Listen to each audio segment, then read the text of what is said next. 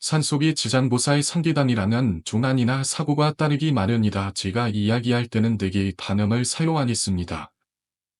몇 년 전, 제 친구인 가추머리라는 녀석이 저를 찾아왔습니다.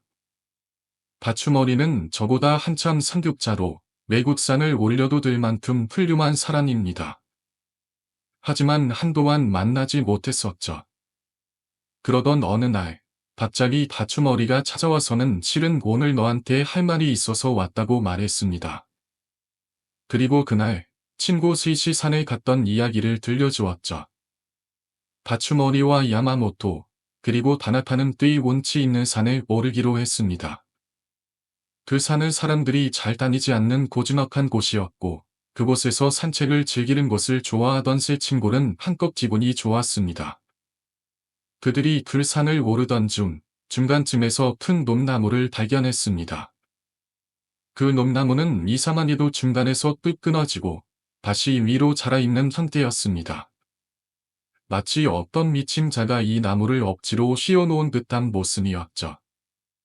그 놈나무는 정말 특이하게 자라 있었고, 그 모습이 이상할 정도로 신비로워 보였습니다. 그때 야마모토는 갑자기 오줌이 마려워졌습니다.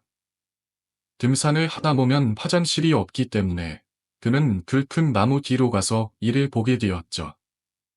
잠시 후 숲풀 속에서 나오던 야마모토는 판급히 그들에게 달려왔습니다. 그가 말하기를 나무 뒤에서 뭔가 이상한 것을 발견했다고 했습니다. 모두가 야마모토를 따라 나무 뒤로 갔고 그곳에서 놀라운 광경을 보게 되었습니다. 50cm 정도의 지상보살들이 줌들어서 있었던 것이었죠. 그것은 마치 무언가에 의해 억지로 모은 것처럼 길게 서 있었고 그들의 얼굴이 점점 더 이상하게 변해가고 있었습니다. 가장 이상한 점은 그 얼굴들입니다. 처음에는 모두가 그저 낡아서 tum어된 얼굴일 것이라 생각했지만 그들은 단순히 시간이 지나서 얼굴이 흐릿해진 게 아니었습니다. 어떤 지장보살상들은 아예 얼굴이 조각되지 않은 채로 있었습니다. 그리고 나머지 지장보살상들은 얼굴이 너무나도 인간적이고 사실적인 형태로 깎여 있었죠.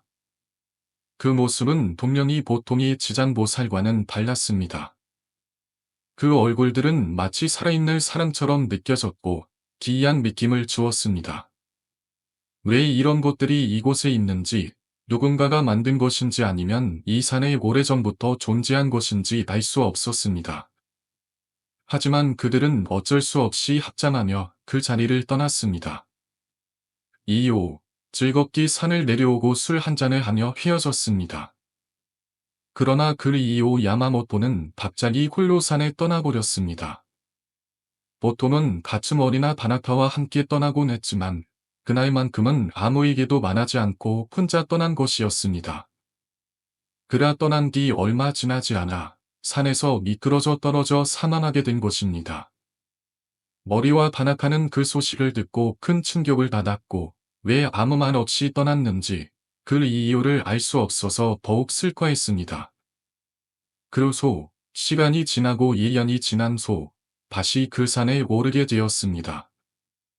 가츠머리와 다나카는 야마모토의 공양을 하기 위해 같은 산에 오르기로 했습니다. 그들은 산을 오르면서 그 당시의 기억을 되새기며 이야기를 나누고 있었죠. 그리고 그들이 도달한 곳은 바로 그 놈나무가 있던 장소였습니다. 그리고 그들은 다시 한번 그 지장보살들을 보게 되었습니다. 그때 그들은 다시 얼어붙을 수밖에 없었습니다. 왜냐하면 작년에는 그 얼굴이 15개가 새겨져 있었고 16번째부터는 얼굴이 없었는데 이번에 보니 16번째 얼굴이 새겨져 있었기 때문입니다. 그 얼굴은 분명히 변화한 것처럼 느껴졌습니다. 그 얼굴은 정말로 이상했습니다. 그 얼굴은 바로 작년에 사고로 죽었던 야마모토의 얼굴과 똑같았던 것입니다. 그들은 그 얼굴을 보자마자 몸이 굳어버렸고 이것이 우연일지 아니면 그 얼굴이 지장보살 상에 새겨지면 그 사람은 죽게 되는 것인지 그들은 알 수 없었습니다. 이후 그들은 손을 모아 합장하며 그 자리를 떠났습니다. 그날 이후 가츠머리는 더 이상 그 산에 오지 않기로 결심했죠. 그러나 얼마 후 그는 또 다시 그 산에 가기로 결심하게 됩니다. 무엇이 그를 그렇게 이끌었는지, 그가 다시 그 지장고살이 있는 곳을 찾게 되었을 때 그는 다시 한번 충격적인 발견을 하게 됩니다.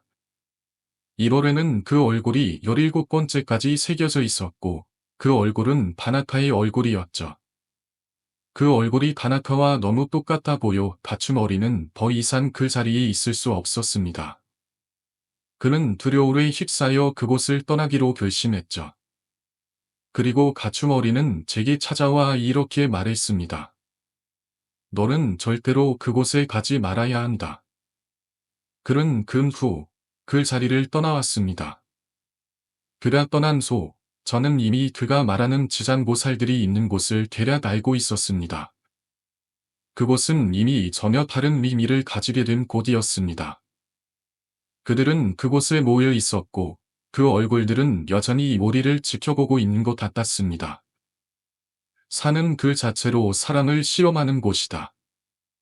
자연의 법칙을 무시하고 사람의 뜻대로 될 수 없는 곳, 그것이 바로 산이다. 보리원 속에서 마주하는 그 두려움과 긴장감은 그 어떤 다른 장소에서도 느낄 수 없는 것이다. 가츠모리는 그런 산에서 수많은 시간들을 보냈다. 사냥을 하러 가는 그 길은 언제나 혼자였고 그곳에서 그는 스스로와 대면하며 살아왔다. 하지만 그가 만난 그 광경은 그의 모든 것을 바꿔 놓을 만큼 충격적이었다. 그리고 그 순간부터 그의 삶은 더 이상 이전과 같지 않게 되었다. 가츠모리는 늘 산에 오를 때마다 자신만의 생각에 빠져 있었다. 사람들과 함께하며 지내기보다는 혼자 있는 것을 더 좋아했던 그는 산 속에서 많은 시간을 보냈다. 산은 그에게 특별한 의미를 지니고 있었다. 그런데 어느 날, 산 속에서 가츠모리는 뜻밖의 광경을 목격하게 된다. 17번째 지장보살 조각산의 얼굴 옆에 18번째 얼굴이 새겨져 있었다. 그 얼굴은 그 어떤 얼굴보다도 이상하고 불길한 느낌을 주었고 가츠모리는 그 순간 자신이 그곳에서 더 이상 벗어날 수 없다는 것을 느꼈다. 이 얼굴이 내 얼굴이라면 나는 이 산을 떠날 수 없게 될 것이다. 그가 본 얼굴은 마치 운명처럼 다가왔다. 그것은 단순한 조각산이 아니다. 그가 피할 수 없는 무언가를 암시하는 듯했다. 그리고 그 얼굴을 볼 순간 가츠모리는 자신이 이 산에서 죽을 수도 있다는 불길한 예감을 갖게 되었다. 그는 그 얼굴을 보고 난 뒤로 더 이상 산에 오를 수 없다고 결심했다. 이대로 계속 산에 다녀서 죽고 말 거야. 라는 생각이 그를 사로잡았다. 그는 더 이상 사냥을 하지 않겠다고 결심하며 모든 것을 멈추기로 했다. 하지만 그 결심을 내린 지 얼마 지나지 않아 가츠모리는 다시 일상으로 돌아가던 중 갑작스럽게 트럭이 치여 길에서 죽고 말았다. 그의 죽음은 단순한 사고가 아니었을지도 모른다. 그는 어쩌면 그 얼굴이 그에게 경고를 보낸 것일지도 모른다. 그가 떠나야만 했던 산에서 그의 생이 끝나게 된 것은 운명처럼 다가온 일일지도 모르겠다. 이곳에도 3000m 급의 산들이 많이 존재한다. 그 중에서도 특히 위험한 산들은 터널을 지나야만 하는 경우가 많다. 겨울에는 산을 오르기가 더 어려워지며 사람이 지날 수 있는 길은 거의 모두 통제된다. 하지만 전문가들은 그럼에도 불구하고 겨울 산을 타고 싶어 한다. 그들에게 겨울 산은 그저 또 다른 도전일 뿐이었다.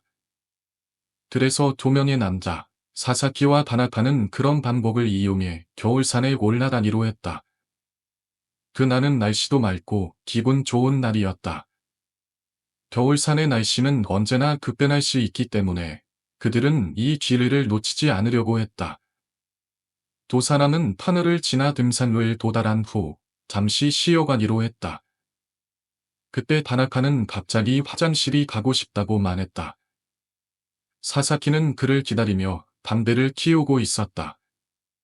다나카는 숲속으로 향했고 그곳에서 잠시 시간이 흘렀다. 그러나 바나카는 미산보다 오래 돌아오지 않았다. 사사키는 걱정스러운 마음에 바나카를 찾으러 갔다. 그리고 얼마 후 바나카가 돌아왔다. 하지만 바나카의 얼굴은 평소와 달리 불안한 기색을 띠고 있었다. 사사키, 나는 엄청난 걸 발견했어. 와 봐. 바나카는 사사키에게 그를 따라오라고 말했다. 사사키는 그를 따라갔고 바나카가 보여준 곳은 한 좁은 오솔길이었다. 오솔길을 지나면서 사사키는 갑자기 넓은 광장으로 나갔다. 그곳에는 오래된 조난비들이 있었다. 그들은 그곳에서 한동안 아무 말도 없이 서 있었다. 그곳은 마치 아무도 찾지 않은 곳 같다. 비석은 낡고 글자는 거의 지워져 있었다. 그들은 그곳에서 합장을 하며 조용히 기도를 올렸다. 이곳은 더 이상 사람들의 기억 속에 존재하지 않는 장소 같았다. 아무도 이곳에 오지 않을 것이다. 하지만 그들은 그곳을 떠나려 했고 다시 터널 속으로 들어갔다.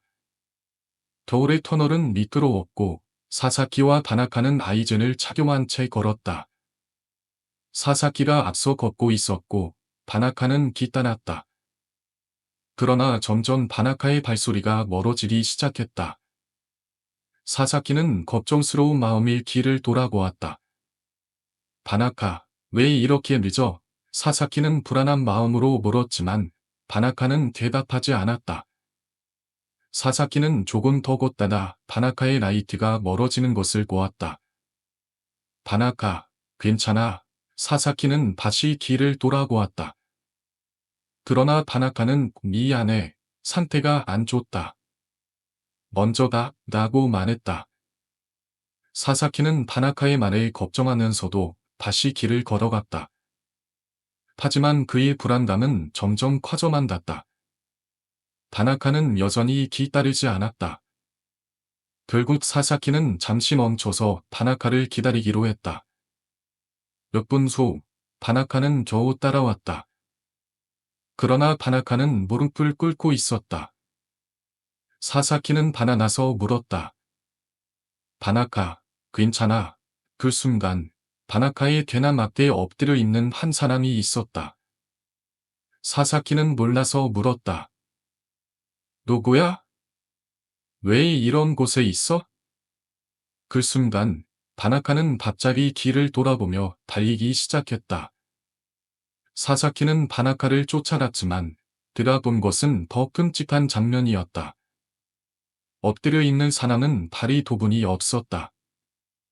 바나카가 달리기 시작하자 그가 붙잡고 있던 배낭이 이리저리 흔들리며 필사적으로 켜지는 것처럼 보였다.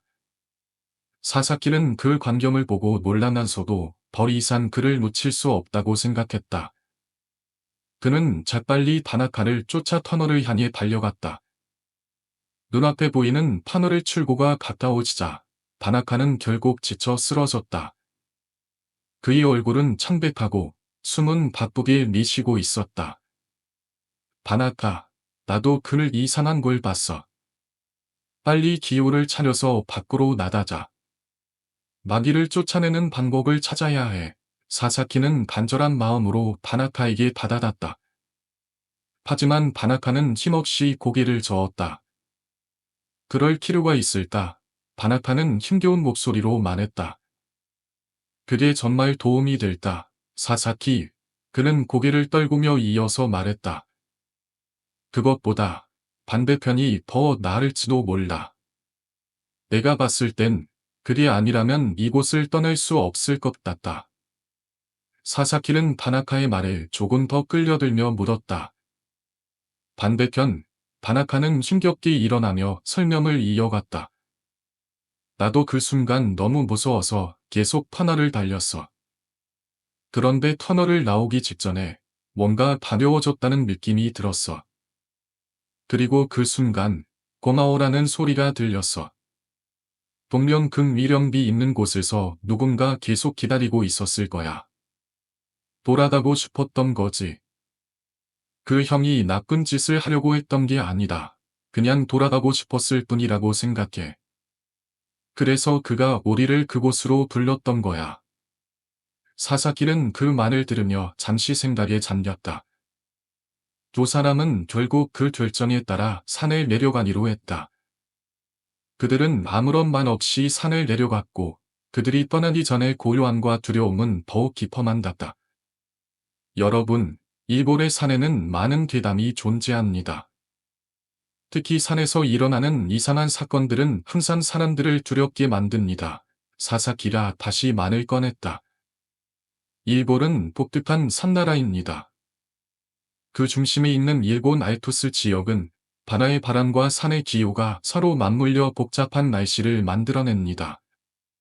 이런 특이한 기후가 큰 재난을 일으킬 수 있고 그로 인해 많은 사람들이 조난을 당하기도 합니다. 가장 위험한 건 눈사태죠. 그날도 저는 고속도로를 타고 산으로 산하려 했으나 그때 폭우가 내려 시야가 꽉 막혀버렸어요. 그로 인해 산에 오르지 못하고 숙소에 묵게 되었죠. 사사키는 숙소에서 사장님에게 들었던 이야기로 말을 이어갔다. 그 숙소 사장님은 정말 오래된 경험이 많으신 분이었어요. 그분께서는 산에서 사용되는 독특한 도구에 대해 이야기해 주셨죠. 그 도구는 대라고 불리는 긴 막대기입니다. 이 도구는 조난을 당했을 때 사람을 찾는 데 사용되는 중요한 도구라고 합니다. 그 대를 사용해 눈 위를 찔러가며 조난자들을 찾아내는 것입니다. 어느 날, 큰 눈사태가 일어나 5명이 매몰되었어요.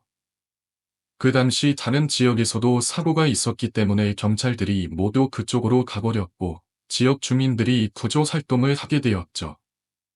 그때 주민들은 모두 일렬로 서서 대를 사용해 눈을 찔러가며 찾기 시작했어요. 결국 4명은 무사히 발견됐지만 마지막 한 명은 아무리 찔러봐도 찾아지지 않았습니다.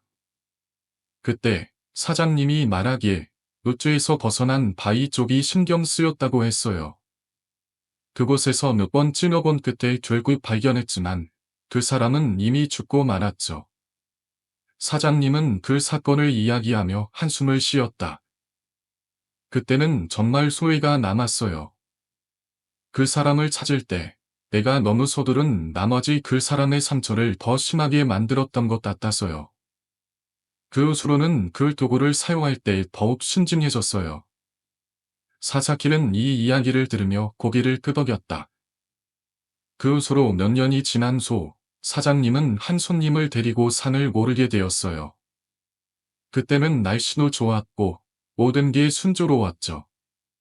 그런데 다음날 손님을 산에서 내려보내기 전에 사장님은 텐트에서 한잔을 하며 휴식을 취하고 있었어요.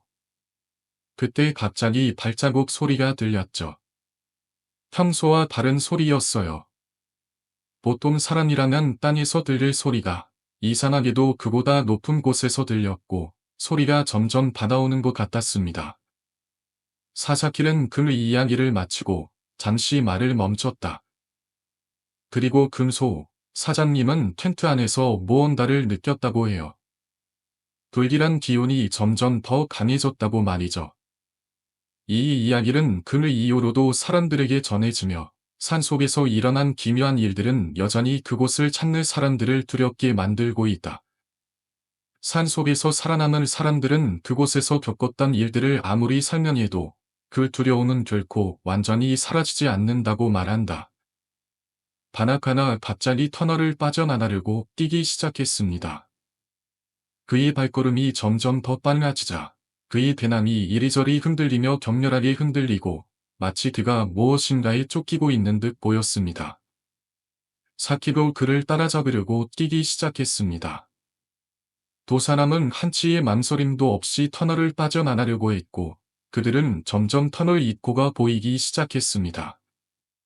그때 바나카가 지쳐서 그 자리에 무릎을 꿇고 쓰러졌습니다. 사키는 바나가서 바나카를 도축하며 말했다. 바나카, 무슨 일이야? 정신 차려. 하지만 바나카는 그저 천천히 고개를 들며 말했습니다. 그럴 필요 없어. 우리가 지금 터널을 나눴지만 내가 본 것은 정말 이상해. 그걸 어떻게 설명해야 할지 모르겠어. 사키는 반말하며 물었습니다. 무슨 말이야? 무슨 일이 있었던 거지? 다나카는 심각한 표정으로 대답했습니다. 터널을 빠져나가기 직전에 내 몸이 가벼워지더니 고마워라는 소리가 들렸어. 그리고 나는 뭔가가 따라오고 있다는 걸 느꼈어. 그리에 나쁜 의도를 가지고 있었다고는 생각하지 않지만 그 형은 분명 우리가 보지 못했던 무언가를 기다리고 있었던 것 같다. 그저 돌아가고 싶었을 뿐인 것 같다. 사키는 잠시 생각에 잠기더니 고개를 끄덕였습니다. 그렇다면 우리는 그 형이 우리를 거기서 불렀다고 생각하는 거야. 다나카는 고개를 끄덕이며 대답했습니다. 그래, 아마도. 그 형은 우리에게 도움을 청하려고 했을지도 몰라. 그들은 그렇게 이야기를 나누고 난 뒤 두 사람은 결국 그 터널을 빠져나가기로 결심했습니다. 이볼의 산에는 수많은 괴담들이 존재합니다. 이볼은 그 자체로 독특한 섬나라로 태평양이 그 둘레를 둘러싸고 있는 나라입니다. 그로 인해 이볼의 산들은 매우 복잡한 날씨와 지형을 자랑합니다. 특히 일본의 알토스라는 지역은 그 중앙에 위치하며 양쪽의 바다에서 불어오는 바람들이 서로 맞닿으면서 복잡한 기후를 형성하게 되죠. 그 때문에 유럽의 산들과는 비교할 수 없을 정도로 많은 사람들이 조난을 당하기도 합니다. 대기 눈사태나 폭풍 속에서 수많은 사람들이 조난을 당하는 일이 빈번히 발생합니다. 저는 과거의 산을 오르고 싶어 했지만 결국 그 뒤가 너무 세게 내리는 바람의 산에 오르지 못하고 그 대신 예전에 있던 숙소에서 하룻밤을 묵게 되었습니다. 숙소의 주인에게서 들었던 이야기는 아직도 제 머릿속에서 선명히 남아 있습니다. 그가 말해준 이야기는 산에서 사용하는 특별한 도구에 관한 것이었죠. 바로 대라는 도구입니다. 대는 긴 막대기처럼 생겼으니라. 그것을 산에서 조난자를 찾는 데 사용되는 도구였습니다. 대를 늘 속에 찔러가며 그 속에 매몰될 사람을 찾는 방법입니다. 그날도 산에서 대규모 산사태가 일어났고 5명이 매몰될 사고가 발생했습니다. 그 사고와 동시에 다른 곳에서도 사고가 일어나 경찰은 그쪽으로 모두 가버렸습니다. 그때 마을 사람들은 어떻게든 구조 활동을 도와달라는 요청을 받았습니다. 마을 사람들은 산에 올라가 대를 사용해가며 조난자들을 찾기 시작했죠. 그러나 그들이 5명 중 4명을 발견했지만 마지막 1명은 아무리 찾아도 발견되지 않았습니다. 그들은 계속해서 그 주변을 대로 찔러보았지만 매몰될 사람을 찾을 수 없었습니다. 그러던 중 숙소 주인이 이상한 밤을 느끼고 그 지역의 바위 근처를 찔러보았는데 그곳에서 대가 무언가에 닿았습니다. 모두가 그곳에서 사람을 발견했다고 소리쳤습니다. 하지만 그 사람은 이미 죽을 상태였죠. 숙소 주인은 자신이 대를 잘 다루는 사람이라 서둘러서 그 사람을 확인했지만 그 과정에서 그 사람의 이마에 상처를 입히고 말았습니다. 그는 그 일을 소외하며 이제는 존대를 다룰 때 더 신중해졌다고 말했습니다. 그 이야기를 듣고 있던 저는 그 주인에게 물었습니다. 그런 그 사람은 누구였나요? 주인은 잠시 침묵을 지킨 소 고백하듯 말했습니다. 그건 옛날에 나와 함께 일했던 동료였어. 그 주인은 그 동료가 살아있을 때도 그 일이 깊은 인연이 있었다고 말했습니다. 그리고 그 이야기는 아직도 그 주인의 마음속에 깊이 새겨져 있다고 했습니다. 이후 몇 년이 지난 후 그 주인은 한 손님을 데리고 산 위에 있는 오두막으로 안내를 했습니다. 그날은 날씨가 맑고 별일 없이 산을 오를 수 있었습니다. 하지만 다음날 주인은 손님을 데리고 산을 내려가려 했습니다. 주인은 텐트를 치고 산장사장과 함께 술을 마셨습니다. 그때 갑자기 바삭바삭한 발소리가 들리기 시작했습니다. 주인은 이미 술에 취해 있었지만 그 발소리는 점점 가까워졌습니다. 이상하게도 발소리는 주인보다 높은 곳에서 들리는 듯 했고 그것은 점점 가까워졌습니다. 그리고는 갑자기 텐트의 구멍이 뚫리고 그 구멍을 통해 존대가 튀어나오기 시작했습니다. 처음에는 대부분을 찌르며 들어왔습니다. 그 순간 주인은 몸이 굳어졌고 더 이상 움직일 수 없었습니다. 텐트 밖으로 빠져나간 존대는 다시 다른 구멍을 통해 가슴 부분을 찔렀습니다. 그 존대는 정확히 주인의 몸에 닿을 듯 말 듯한 곳에서 멈추었습니다. 그 후 존대는 머리 쪽으로 달아났고 주인은 결국 정신을 잃고 말았습니다. 다음 날 아침 주인은 텐트에서 깨어났습니다. 그런데 텐트에는 구멍이 뚫려 있지 않았습니다.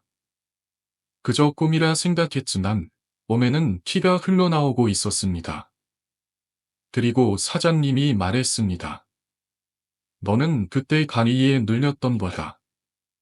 그 존대는 바로 네 얼굴을 향해 들어갔어서 사장님은 자신이 존대를 사용할 때 느낀 것들이 떠오른다고 했습니다. 그 이야기를 듣고 있던 저는 사장님에게 물었습니다. 그럼 그 사람의 얼굴은 정말 그 사람이었나? 사장님은 고개를 저으며 말했습니다. 아니, 그건 그 사람이 아니었어. 산길에서의 공포는 단순한 사고를 넘어서 마치 그 길을 걷는 이들에게 숨겨진 무언가가 있다는 듯한 느낌을 줍니다.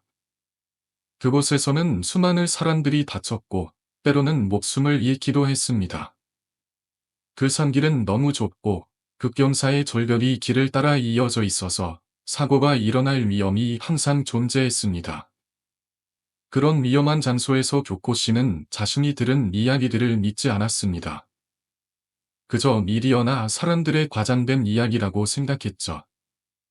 누구나 다쳤다고 하는 것뿐이지 실은 그게 모두 자기들이 발이 미끄러졌다는 변명일 뿐이잖아 라고 웃으며 말했으나 미래생 여자에게서는 그런 무시할 수 없는 경고가 느껴졌습니다. 그 친구는 실제로 다쳤어요. 산길을 걷다가 한순간에 발이 미끄러졌다고 하더라고요. 그리고 그날 그곳에서 일어난 일들을 얘기하는데 그 이야기는 정말 유명하거든요. 그녀는 조용히 말을 이었습니다. 그런 말을 듣고 교코 씨는 눈치를 채지 못하고 그냥 넘어가려 했지만 여자의 말에는 무언가 미묘한 긴장감이 깔려 있었습니다. 그리고 여자는 그 이야기를 이어갔습니다. 그날 친구는 평소 같으면 결코 그 산길을 지나지 않았을 것입니다. 그곳은 사고가 자주 일어나기로 유명한 곳이었기 때문이죠. 그러나 우연히 다른 일로 그날 그 산길을 지나게 되었습니다. 석양이 가나게 내리쬐고 있던 시간, 그 길을 오르면서 불안함이 점점 커졌습니다. 석양이 내려오면서 길은 점점 더 어두워지고 그곳에선 어떤 고요한 공기가 감도났습니다. 어쩌면 이 길이 그리 위험하지 않았을 수도 있는데 그날은 왠지 모르겠어요. 계속 불안했죠. 그녀의 목소리는 점점 떨리고 있었습니다. 친구는 그 길을 따라 빠르게 걸었지만 멀리서 누군가의 모습이 보였습니다. 그것은 남자의 긴 모습이었습니다. 그는 배낭을 메고 있었고 뒤에서 그를 따라잡으려 했습니다. 그러면서 그녀는 생각했습니다. 다행히도 사람이 있구나. 그럼 혼자서 걸어가는 것보다는 덜 무섭겠지. 그러나 남자는 그녀가 생각했던 것처럼 돌아보지 않았습니다. 계속 일정한 거리를 유지하며 걸어가고 있었죠. 그녀는 점점 그 남자에게 달아나며 그와 대화를 나누면 조금 더 안심이 될 거야 라고 생각했지만 이상하게도 남자는 조금도 멈추지 않았습니다. 그 남자는 뭔가 이상했어요. 보통 사람이라면 나를 안아보고 인사를 할 텐데 그는 전혀 신경을 쓰지 않았어요. 그녀는 계속해서 그 남자의 뒤를 쫓았습니다. 하지만 남자는 걷는 속도도 그렇고 그녀가 아무리 빠르게 걸어도 가까워지지 않았습니다. 점점 더 미끄러지는 남자의 뒷모습은 앞서가고 있었죠. 그러다가 내가 멈추었을 때 남자의 모습도 그대로 멈췄어요. 그 모습이 너무 이상했죠. 남자의 그림자도 보이지 않았습니다. 해가 가나게 내리쬐고 있었음에도 불구하고 남자의 발밑에는 아무 그림자가 없었습니다. 그림자가 없다는 사실에 그녀는 곧바로 깨달았습니다. 이건 인간이 아니라 사람도 아니라 그 순간 그녀는 무서워져서 돌이켜 뒤를 돌아보려 했습니다. 그런데 그 순간 뒤에서 다시 동일한 배낭을 메고 있는 남자의 뒷모습이 보였습니다. 그 남자는 아주 가까운 거리에서 그녀와 똑같은 모습으로 서 있었죠. 그곳은 좁은 산길이었고 그녀는 아무리 생각해도 도망칠 곳이 없었습니다. 남자의 뒷모습이 점점 더 가까워지며 그녀는 절벽으로 다가가고 있었습니다. 그럴수록 점점 더 가까워지면 두 남자의 모습에 떨고 있었습니다. 어떻게 해야 할지 모르겠어요. 어디로 도망가야 할지 모르겠더라고요. 그녀는 갑자기 몸을 돌려 절벽 쪽으로 뛰어내리기로 결심했습니다. 마치 본능적으로 느꼈던 것 같습니다. 만약 이 두 남자가 나를 향해 다가오면 큰일이 날 거다. 그렇게 절벽으로 몸을 던졌습니다. 다행히도 떨어지면서 다친 곳은 있었지만 그 덕분에 살아남을 수 있었습니다. 그녀는 급히 산을 벗어나며 그 순간을 떠올렸습니다. 그 이야기가 정말로 있었던 거에다. 제 친구가 겪은 일인데 믿기지 않죠. 여자에게 그 이야기를 들은 교코 씨는 여전히 회의적이었습니다. 그런 이야기는 누구나 한 번쯤은 듣는 이야기일 거야. 실제로 그곳에서 일어난 일이 아니다나.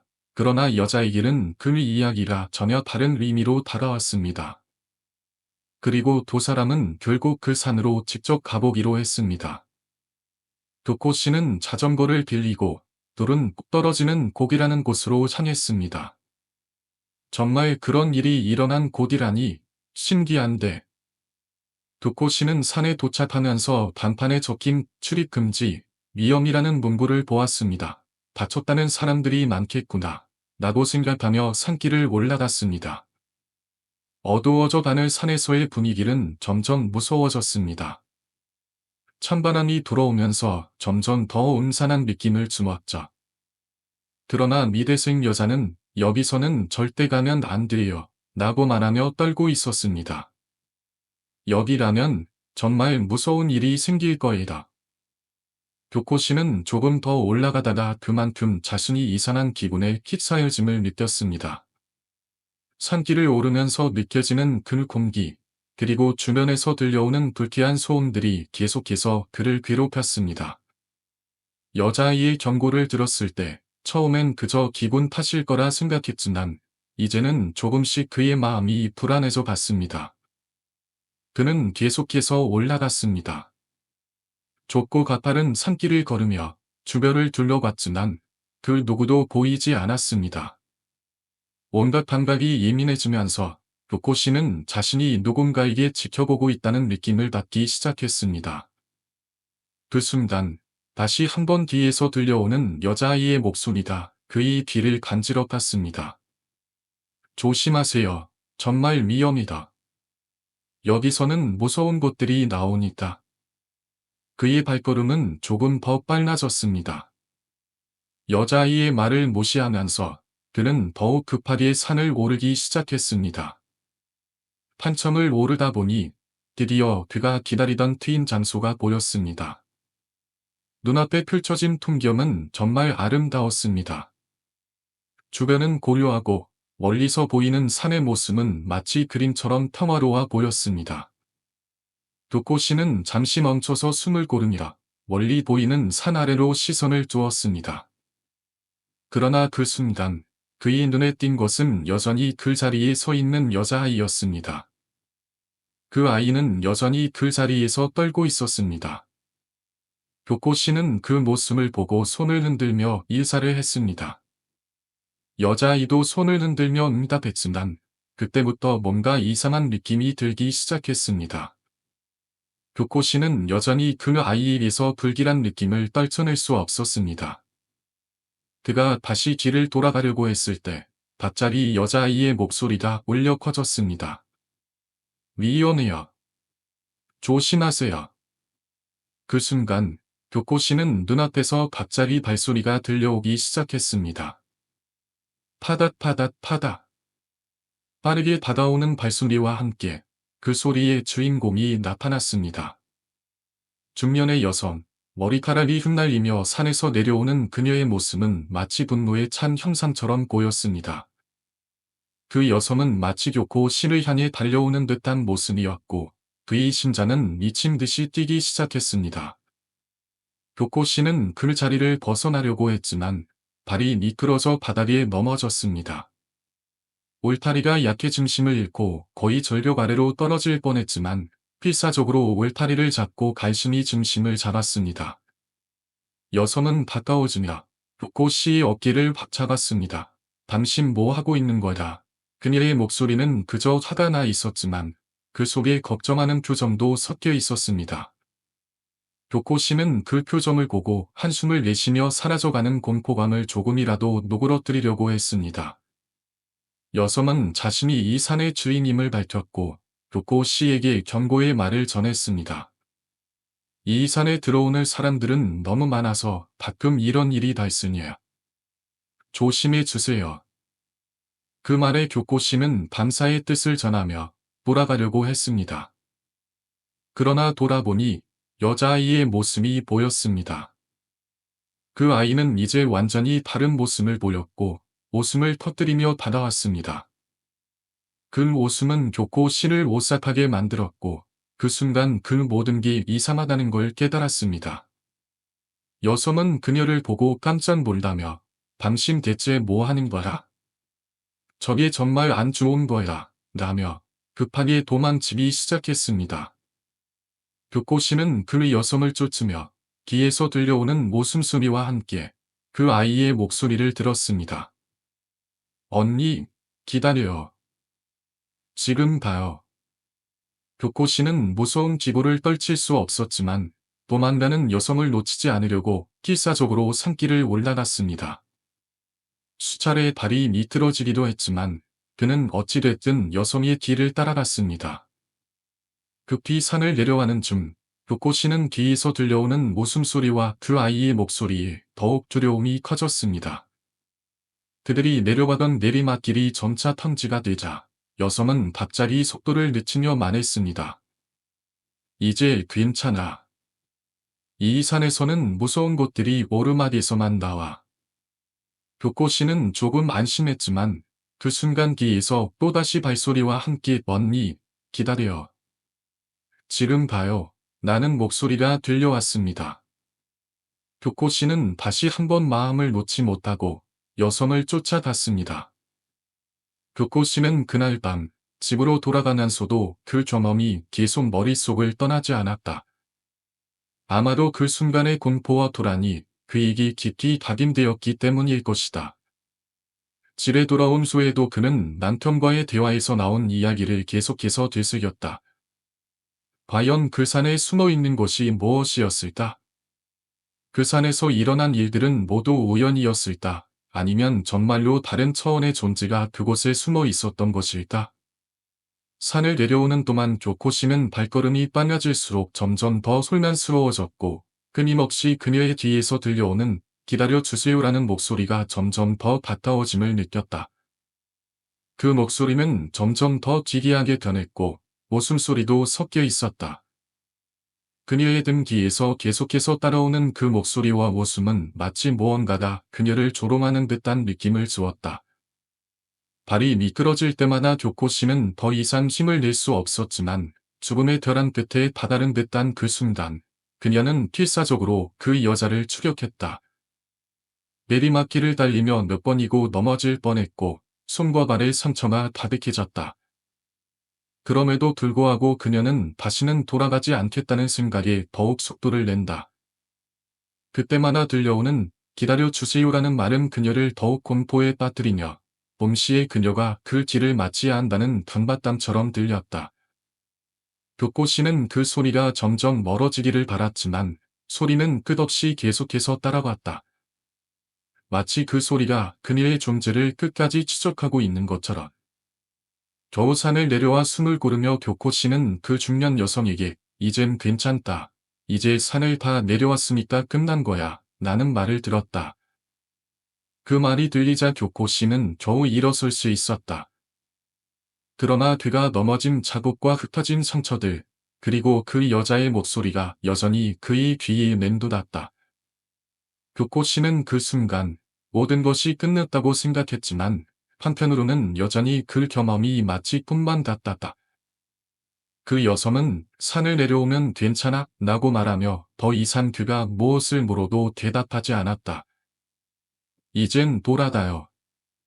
다시는 이 산에는 오지 말아요. 라는 경고와 함께 교코 씨는 그 여자가 빠르게 자취를 감추는 모습을 보았다. 그는 산의 입구로 향해 서서히 자전거를 찾아갔다. 자전거를 타고 집으로 돌아가는 길, 교코 씨는 다시는 그 산을 오지 않겠다고 마음속으로 결심했다. 그러나 그는 그날의 경험을 계속해서 마음속에 새기며 집으로 돌아갔다. 집에 도착했을 때 남편은 걱정스러운 얼굴로 교코 씨를 맞이했다. 도대체 어디에 갔던 거야? 라고 묻자 교코 씨는 아무 말도 할 수 없었다. 그저 피곤에 지친 몸을 이끌고 남편에게 그날 일어난 일을 모두 털어놓았다. 무서운 이야기나 오컬트를 싫어하는 남편이었기에 교코 씨는 이야기 도중 혼날 것이라 생각했지만 의외로 남편은 아무 말 없이 조용히 고개를 끄덕이며 이야기를 들었다. 교코 씨의 이야기가 끝났을 때 남편은 조용히 이렇게 말했다. 그 산에 그런 곳이 있다는 건 사실이야. 내가 듣기로 그 산에 떨어지는 고기가 있어. 내가 말한 그 지역에. 그런데 몇 가지 다른 점이 있어. 우리가 아는 그 미대생 여자애는 내가 알기로는 도쿄에서 온 미대생이 아니라 몇 년 전에 그 산에서 전반이 좋은 곳에서 그림을 그리고 있던 여자애가 있었다고 해. 그런데 그녀가 이유도 없이 그곳에서 굴러떨어져서 죽었대. 그곳은 정말 피투성이었다던데. 그 이후로 그 산에서 빨간 옷을 입은 귀신이 나온다는 소문이 돌았고 그 산은 사실 누구의 소릴도 아니야. 공공기관에서 관리하고 있는 산이지. 그러니까 산의 주인이라 불리는 여자는 존재하지 않아. 게다가 내가 말한 그 여자의 나이와 외모는 내가 알기로는 그 지역엔 그런 사람은 없어. 아마도 다른 무언가가 너에게 그렇게 보였던 것 같다. 교코 씨는 그 말을 들으며 혼란스러웠다. 그럼 내가 본 미대생 여자애와 산의 주인이라고 불리던 여자는 대체 누구일까? 하고 그는 다시 물었다. 남편은 고개를 저으며 말했다. 그 산에서 만난 사람들이 모두 그런 모습으로 나타난 건 아니야. 사실 그런 이야기들은 항상 두 명의 존재로 나타나게 돼. 두 사람이 하나로 보이기도 하고 아니면 그저 한 명의 존재가 여러 모습을 하는 거지. 이건 그런 이야기들에서 자주 있는 일이야. 교코 씨는 그 말을 듣고도 여전히 마음속에서 의문이 떠나지 않았다. 그 산에서 그녀가 경험한 일은 정말로 믿을 수 없을 정도로 이상했다. 그 산에 대해 더 이상 묻지 않겠다고 결심했지만 교코 씨는 여전히 그날의 기억을 떨쳐내지 못했다. 그날의 경험이 단순한 미스터리로 끝나지 않았음을 깨달았기 때문이다. 그렇게 교코 씨는 다시는 그 산에 발을 들여놓지 않겠다고 다짐하며 그 산에서의 이야기는 그의 마음속에서 하나의 깊은 미스터리로 남게 되었다. 그 미대생 여자애와 산의 주인이라 불리던 여자는 무엇이었을까? 그들의 존재가 지금도 그 산 속에서 떠도는 것일까? 교코 씨는 언제나 그 질문에 대한 답을 알 수 없었다. 어떤 의미에서는 진짜 유령의 집하우스 스튜디오였다고 할 수 있습니다. 이 집은 원래 귀신이 나온다고 알려진 집이었고 그 집을 들이게 된 것은 자칭 매사를 데리고 온 사람들 덕분이었습니다.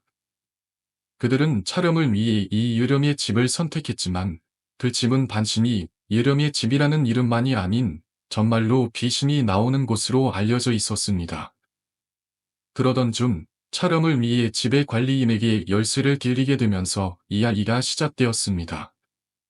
이 유령의 집에는 별채가 있었고 그 별채에 살고 있는 커플이 관리인 역할을 하고 있었습니다.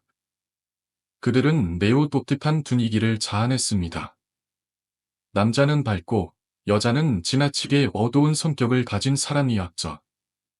남자는 다 후지에 땡땡씨가 왔어요. 여기는 영화에서 쓰기도 하죠. 라고 말을 하며 반갑게 맞이했지만 여자 쪽은 그다지 친절한 태도를 보이지 않았습니다. 그녀는 마치 우리를 낯선 존재로 여기는 듯했고 스태프들을 계속해서 냉랭하게 노려보는 느낌이었습니다. 마치 무언가를 숨기려는 듯한 기분이 들었습니다. 그러나 그들과는 상관없이 우리는 열쇠를 받고 현장으로 갔습니다. 현장에 도착하자마자 그곳의 분위기는 정말 선픽했습니다. 입구부터 뭔가 알 수 없는 기운이 느껴졌습니다. 카메라를 들고 촬영을 시작하려 했지만 그 순간부터 뭔가가 찍히지 않는 듯한 느낌이 단하게 들었습니다. 그 느낌은 정말 불쾌하고 무엇인가를 숨기고 있는 듯한 임산을 주었죠. 계단을 올라 2층으로 향하는 동안에도 영래서와 리포터는 불안감을 느끼며 위험해요 라고 계속 말하고 있었습니다.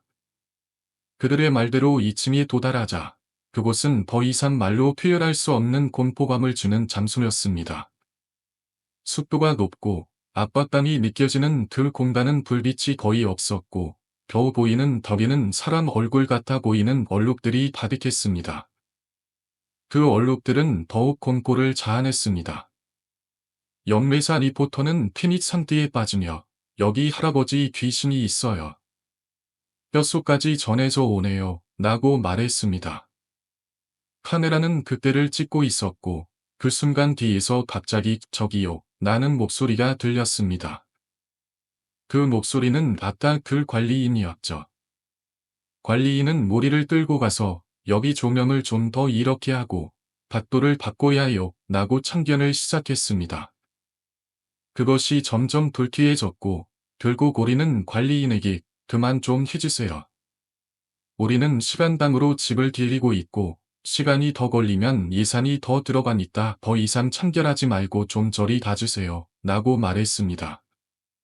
관리인은 결국 자리를 떠났고 우리는 촬영을 계속 진행할 수 있었습니다. 촬영을 마친 후 모든 것이 끝났다고 생각했지만 마지막으로 리포터가 최종 정리를 찍는 동안 뭔가가 잘못된 기분이 들었습니다. 그리고 모두 철수하려 했을 때 감독은 결체로 가서 열쇠를 돌려주려고 했습니다. 그때 기다리고 있던 관리인이 그들을 맞이하며 흥분한 목소리로 이야기를 시작했습니다. 요즘은 TV 오리지널리티가 없어요. 다들 2층 그 방에서 똑같은 영상을 찍고 가는데 나쁘게 말하자면 영매사 받을 사람들은 다 사기꾼이에요. 여기 할아버지 귀신이 나온다니? 그런 건 없어요. 여기에선 여자가 죽었어요. 그런데 그 여자가 죽었던 방은 2층이 아니라 바로 이 별채였어요. 여자는 그곳에서 죽었어요. 그리고 사실 이 집에 귀신이 나오지도 않아요.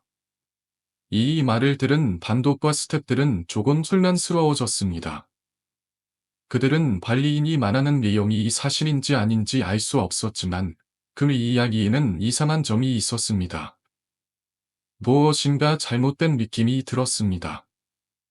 그들의 이야기 속에서 마치 다른 진실이 감춰져 있는 것 같았습니다. 그 후 우리는 촬영 장소를 떠나며 한편으로는 그곳에 대해 더 알고 싶어 했고 또 한편으로는 그곳에서 일어난 일들에 대한 의문을 남긴 채 돌아왔습니다. 그날의 경험은 모두에게 불쾌한 기억으로 남게 되었고 그 후로 다시는 그 집을 찾지 않기로 다짐했습니다. 하지만 여전히 그 집에서 무언가 이상한 일이 벌어지고 있다는 느낌을 떨칠 수 없었습니다. 기쿠치 아야네는 갑자기 이름이 뭐냐고 물었고 사토 다카미야는 그 질문에 사토 다카미야 라고 대답했다. 아야네는 그의 이름을 듣고는 못 쓰며 그럼 우리는 친구가 되자 라고 말했다. 그리고 그들은 함께 막과자짐에 가기로 약속을 했다. 그 당시 사토 다카미야는 그녀와 함께 막과자짐을 가는 것만큼 즐거운 일이 없다고 생각했지만 그 후의 일들은 상상도 못했던 방향으로 흘러갔다. 약속은 이루어지지 않았다. 그날 밤 사토 다카미야는 갑자기 기억을 잃어버렸다. 그는 아무것도 기억할 수 없었고 그저 멍하니 서 있었다. 그가 정신을 차리고 나서야 그는 자신이 더 이상 막과자진을 가지 않았다는 사실을 깨달았다.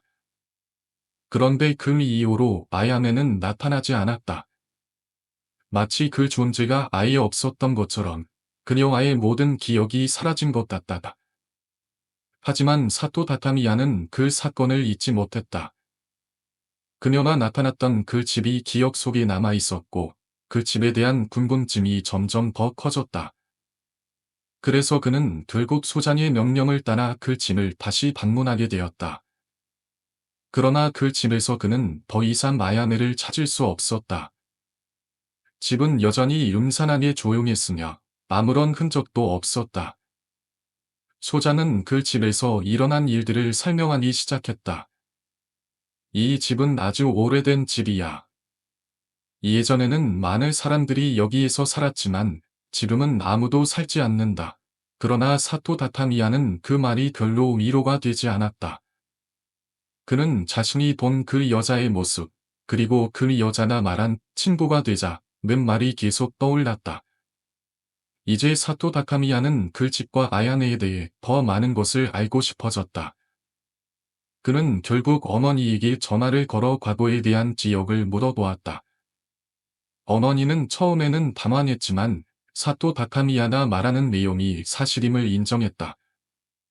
내가 그 집에 살았던 적이 있지. 아빠와 함께 그 집을 갔었고 그 집에서 며칠 동안 지낸 적이 있었다. 그 말에 사토 다카미야는 그때의 기억이 진짜였다는 것을 확신하게 되었다. 그의 동료는 그 집의 2층에서 찍은 사진을 보내주었고 그 사진 속에는 낡은 어린이용 휠체어와 바닥에 흩어진 종이 풍선, 그리고 벽에 긁힌 듯한 다카이 용서 못해 라는 글자가 있었다. 이 모든 것들은 사토 다카미야에게 더 큰 의문을 안겨주었다. 이 집에서 일어난 일들이 정말로 불길하고 미스터리한 사건들이었음을 직감했다. 그는 더 이상 이 일을 간과할 수 없었다. 모든 것이 점점 더 선픽하게 느껴졌고 그는 이 사건을 해결하고 싶었다. 그래서 다시 한번 그 집으로 가기로 결심했다. 하지만 그날 밤 그의 기억 속에서 또 다른 사건이 떠올랐다. 중학교 시절 친구들과 함께 한밤중에 수영을 하던 기억이었다. 그때 학교 수영장에서 몰래 수영을 하던 중 친구들이 뒤뜰을 보고 있었다. 뭐야? 누가 있다. 그 친구들은 선생님이 아닌가 의심하며 달아났고 그들은 그 선생님이 2년 전부터 학교에 나오지 않았다는 사실을 깨달았다. 선생님은 하얀 옷을 입고 깃들에서 멍하니 서 있었다. 저거 이과 선생님 아니야. 그들은 서로 속삭였고 그때 그 선생님은 아무런 반응도 보이지 않았다. 그의 눈빛은 공허해 보였고 그들은 선생님에게 다가가 말을 걸었다. 쌤, 오랜만이에요. 그러나 선생님은 아무 말도 하지 않았다. 대신 그는 중얼거리며 무엇인가를 말하고 있었다. 어떻게 된 거지? 그들은 서로 눈을 마주치며 그 상황의 이상함을 느꼈다. 결국 그들은 선생님에게 달아나지만 선생님은 그들을 전혀 보지 않는 듯 멀리 바라보며 계속 혼잣말을 했다. 이 사건은 사토 다카미야에게 더 큰 의문을 남겼다. 그날 이후 그는 그 선생님이 왜 그런 곳에 있었는지 그리고 그 집에서 벌어진 일들과 연결될 수 있는지에 대해 더 많은 생각을 하게 되었다. 그의 마음속에서 계속해서 의문이 커졌고 그 사건에 대한 답을 찾기 위해 더 많은 정보를 추적해야겠다고 결심했다. 수영장에서 몰래 숨은 그날 밤, 그들은 여전히 웃고 떠들며 놀고 있었다. 그때 갑자기 한 명이 멈추어 서며 조용히 말했다. 선생님, 그들의 시선이 모두 쓴 곳으로 집중되었다. 그곳에는 이과 선생님이 서 있었다. 하지만 선생님은 그들의 존재를 전혀 인식하지 못하는 듯 보였다. 그는 계속해서 중얼거리며 무엇인가를 이야기하고 있었다. 요즘 학생들은 가슴을 펴고 걷지 않지. 하늘을 올려다보지 않으니 정말 걱정이야. 그 말들이 점점 더 이상하게 들렸다. 그는 아무런 감정 없이 그저 고마운 목소리로 말을 이어갔다. 학생들은 서로 눈을 마주쳤고 그 순간 그들의 불안감이 점점 커져갔다. 저 뭐 이상하지 않아? 한 학생이 조용히 말했다. 그들은 선생님에게 다가가려고 했지만 선생님은 그들의 존재를 전혀 신경 쓰지 않는 것처럼 보였다. 오히려 선생님은 자신의 말에 깊이 빠져들어 있었다. 가슴을 펴고 걸어야지, 하늘을 올려다봐야지. 마치 자신만의 세계에 갇혀 있는 듯한 모습이었다. 그들은 그 장면이 너무 불편하고 이상하게 느껴졌다. 잠시 후, 그들은 더 이상 선생님과 함께 있는 것이 불안해져 돌아가기로 했다. 돌아가면서 뒤를 돌아보면 여전히 선생님은 그 자리에 서서 중얼거리며 혼자만의 세상에 빠져 있는 듯 보였다. 그들은 그날 밤에 선생님을 본 것이 정말인지 아니면 무언가 다른 것이었는지 확신할 수 없었다. 집에 돌아온 후 그들은 선생님이 무슨 말을 했는지 그리고 그 이상한 행동에 대해 서로 이야기하며 밤을 보냈다. 여름 방학이 끝나고 그들은 다시 학교로 돌아갔다. 수업이 시작되었지만 이과 선생님은 여전히 나타나지 않았다. 학생들은 그 선생님의 부재를 의아해했지만 그 누구도 정확한 이유를 알지 못했다. 일주일이 지나고 종치가 지나도 선생님은 돌아오지 않았다. 그들은 선생님이 왜 그런지 무엇이 일어난 것인지에 대해 추측만 할 뿐이었다. 그러던 중 생활진호 선생님에게 호출된 그들은 놀라운 이야기를 듣게 되었다. 이과 선생님은 여름 방학 동안 실종되었습니다. 실종 신고가 되어 있고 경찰이 조사 중입니다. 그 소식을 들은 학생들은 충격을 받았다. 그날 밤 그들이 수영장에서 만났던 선생님은 실제로 이미 실종된 상태였다는 것이다. 경찰은 그들이 선생님을 마지막으로 본 장소와 그들이 했던 말을 물어보았다. 학생들은 경찰에게 선생님이 그날 밤 중얼거린 말들, 가슴을 펴고 걷지 않으면 안 돼. 같은 말을 그대로 전했다. 그 후 경찰은 그들이 말한 대로 수영장 근처로 갔고 그곳에서 충격적인 발견을 하게 되었다. 나무 위에 흰 옷이 걸려 있었고 그 옷을 통해 선생님의 시체가 나무에 박혀 있는 것을 발견했다. 선생님은 이미 2년 전 학교 옥상에서 뛰어내렸던 것이었다. 그러나 아무도 그 시체를 발견하지 못했다. 학생들은 그 선생님을 다시 만났을 때 이미 죽어 있었던 것임을 깨닫게 되었다.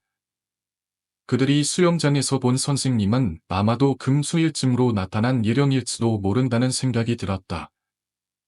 그 후, 이 이야기는 학교 안에서 한동안 회자되었고 학생들 사이에서는 그날 밤 선생님을 본 것에 대한 의문이 계속 떠올랐다. 어떤 이들은 그 선생님이 죽었음을 몰랐고 다른 이들은 그가 아직 살아있을지도 모른다고 믿었다. 결국 그 선생님의 죽음은 여러 사람들에게 충격을 안겨주었고 그 사건은 학생들의 마음속에서 오래도록 잊히지 않았다. 이후 학생들은 선생님의 마지막 말을 기억하며 살아갔다. 가슴을 펴고 걸어야지, 하늘을 올려다봐야지. 그들은 선생님의 중얼거림 속에서 어떤 진실을 찾으려고 했지만 그 무엇도 확실하게 알 수 없었다. 그날 밤 이후로 그들은 자신들의 일상에서 더욱 순중하고 조금 더 고요하게 살아가기로 다짐했다. 그렇게 사진을 찍기 위해 상점가로 향한 그날 밤, 상점가 거리에는 예전과는 달리 어두운 분위기가 단돈났다. 가게들이 문을 닫고 불경기로 인해 많은 상점들이 영업을 중단한 모습이었다. 예전에는 밤늦게까지 불이 켜져 있던 간판이나 자판기들이 보였지만 이제는 현관문이 깜빡거리거나 꺼져 있는 곳이 대부분이었다. 이렇게 변했구나. 나는 속으로 생각하며 마음이 조금 씁쓸해졌다. 하지만 그때 나는 생각했다. 그래도 사진이라도 찍고 빨리 돌아가자. 어딘가에서 마음이 편안해지기를 바랐다. 그리곤 서둘러 사이토 스토어로 향했다. 이곳은 예전부터 고향에서 제법 큰 마트였고 1층에는 24시간 운영되는 즉석 사진 코너가 있었다. 그 지역을 떠올리며 발걸음을 옮겼다. 도착했을 때 예상과 달리 사이토 스토어는 완전히 폐점 상태였다. 그곳이 이렇게 변해버렸다는 사실이 마음에 와 닿았다. 그나마 하나 남아있는 즉석 사진기 앞에 서서 사진을 찍기로 마음먹었다. 사진이라도 찍고 돌아가야 한다는 생각이 들었다. 그렇지만 마트 내부는 어둡고 쓸쓸했다. 나는 그 사진기 앞에 앉아 커튼을 치고 본을 놓고 자동으로 사진을 찍기 시작했다. 그때 갑자기 "나 예뻐졌지?" 라는 소리가 들려왔다. 내 눈은 즉시 그 소리가 난 곳으로 향했다. 커튼 밖에서 빨간 치마를 입은 여자의 다리가 보였다. 빨간 치마와 하얀 발목, 그리고 새빨간 하이힐이 내 눈에 들어왔다. 그 여자는 아무리 기다려도 나타나지 않았다. 내심 불안한 마음을 가라앉히며 나는 사진을 찍어야 한다는 생각에 다시 표정을 맞추고 찍기를 시도했다. "나 예뻐졌지? 나 멋있어졌지?" 그 목소리는 점점 더 또렷하게 들려왔다. 나는 다시 한번 커튼을 열었지만 그 안은 텅 비어 있었다. 아무도 없었다. 뭐야, 이건 대체. 당황스럽기도 하고 불안했다. 곧바로 자리를 떠나려고 했지만 오래된 사진기라 그런지 사진이 바로 나오지 않았다. 기계 속에서 현상이 진행되며 시간이 흘렀다. 기다리는 동안 또다시 그 목소리가 들려왔다. "나 예뻐졌지? 나 멋있어졌지?" 내가 떠나려고 할 때 사진이 마침내 나왔다. 그때 문득 어둠 속에서 다시 그 소리가 들렸다. "저기요, 나 예뻐졌지? 나 멋있어졌지?" 나는 그 자리에서 도망치듯 뛰어나갔다. 상점과 입구 쪽으로 달려가며 숨을 헐떡였다. 그때 멀리서 차가 다가오더니 정적을 울렸다.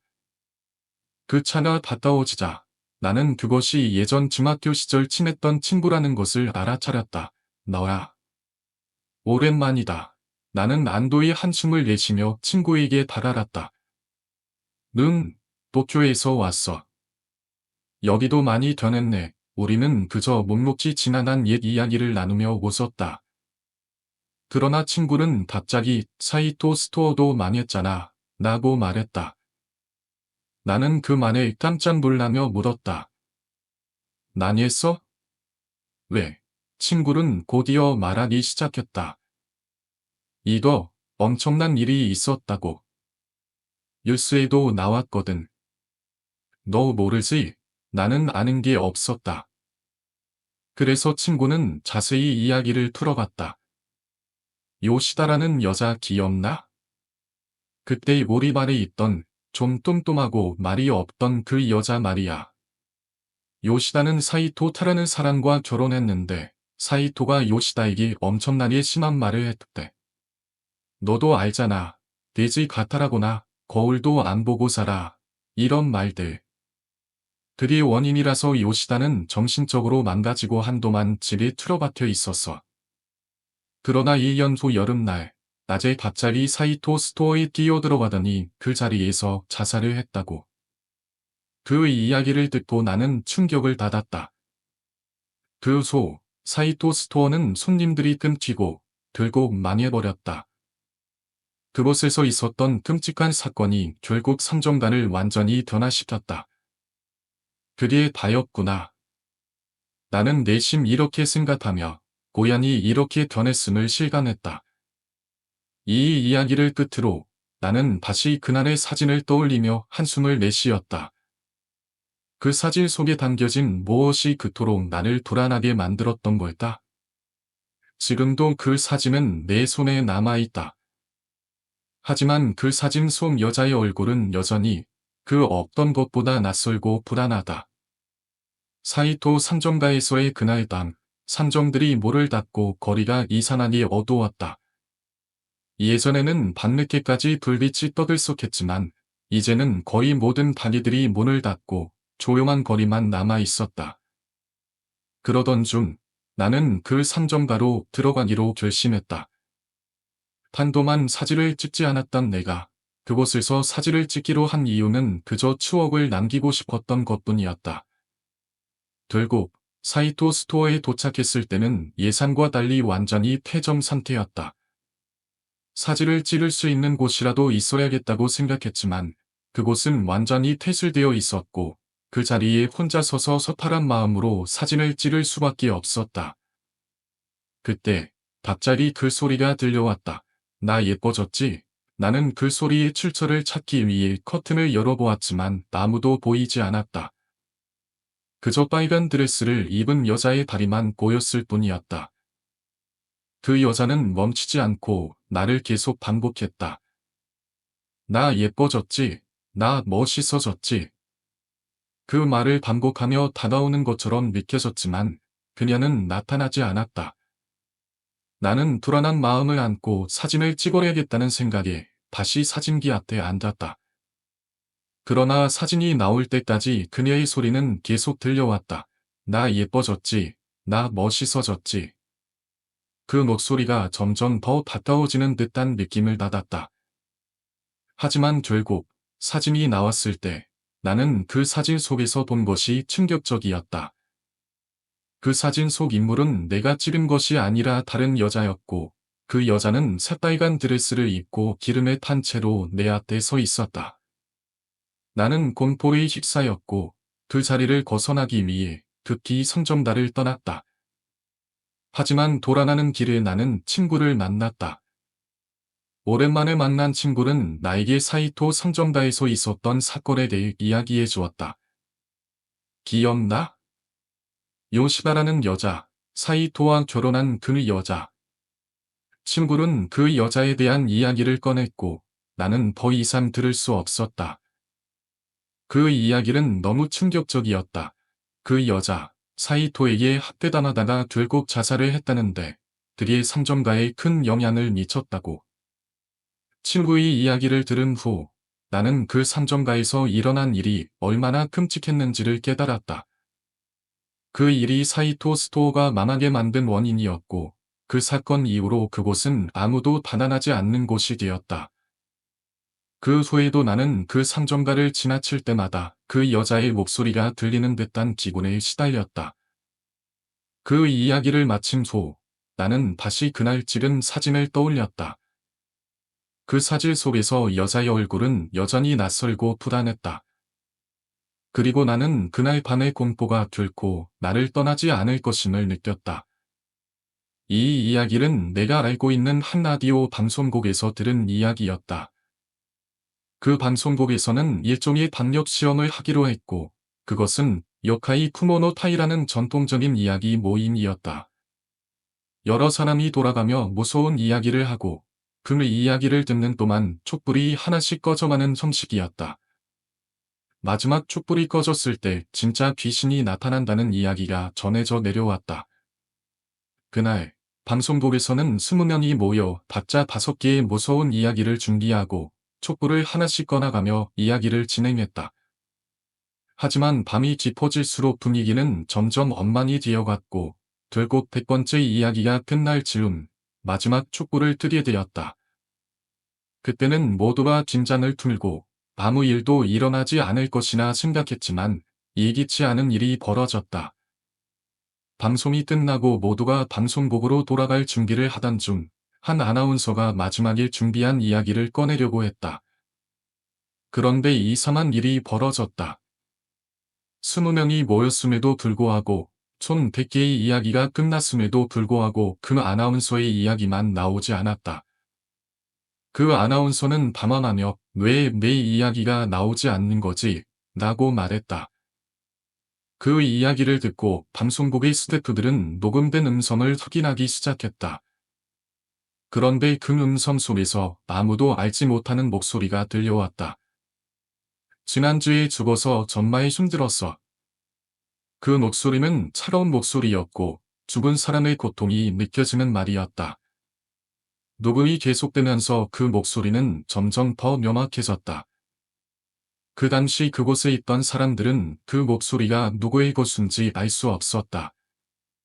그러나 그 이야기가 남긴 공포는 분명히 그들에게 큰 충격을 주었다. 어느 날 그 가게에 30대 초반 정도의 남성 손님이 한 분 찾아오셨습니다.